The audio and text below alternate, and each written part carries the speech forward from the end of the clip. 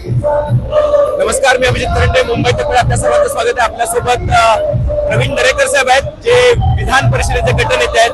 आज एक ऐतिहासिक सोहळा भाऊ, तुमच्यासाठी एक आनंदाचा दिवस, भाजपसाठी नेत्रदीपक अशा प्रकारचा सोहळा आहे. म्हणजे मला खरं म्हणजे गहिवरून येत आहे की महाराष्ट्रातील लाडकं नेतृत्व आमचे देवेंद्रजी आज शपथ घेतात. म्हणजे आमच्या आनंदाला पारावार नाहीये आणि महाराष्ट्रात त्या ठिकाणी अत्यंत आनंदात आहे. उद्याच्या महाराष्ट्राचं भविष्य खऱ्या अर्थानं घडवण्याची क्षमता आणि नेतृत्व देवेंद्रजींमध्ये आहे आणि त्याच्यामुळं आज महाराष्ट्र आनंदात आहे आणि आम्ही तर त्यांच्या जवळचे कार्यकर्ते म्हणून प्रचंड खुश आहोत.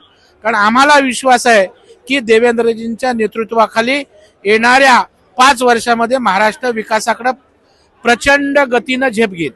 थोडंसं नाराजी नाट्य बघायला मिळालं. एकनाथ शिंदे शेवटपर्यंत थोडंसं येऊ नको येऊ, काय नेमकं चाललंय? नाही, मला वाटतं ठीक आहे, 3 पक्ष म्हटल्यावर थोडीशी त्या ठिकाणी काही चर्चा वगैरे असू शकते, परंतु मला वाटतं तिन्ही नेते आमचे एकत्रितपणे कोण कुठल्या पदावर आहे यापेक्षा महाराष्ट्रामध्ये तिघेही आम्हाला एकत्रितपणे विकास करण्याचा मॅन्डेट जनतेनं दिलेला आहे. याची जाणीव आणि भान सर्व नेतृत्वाला आहे आणि त्याच्यामुळे जे काय होईल ते महायुती म्हणून त्या ठिकाणी होईल. आता बाकी मंत्र्यांचा शपथविधी कधीपर्यंत होईल असं वाटतं? व्हायला पाहिजे लवकरच.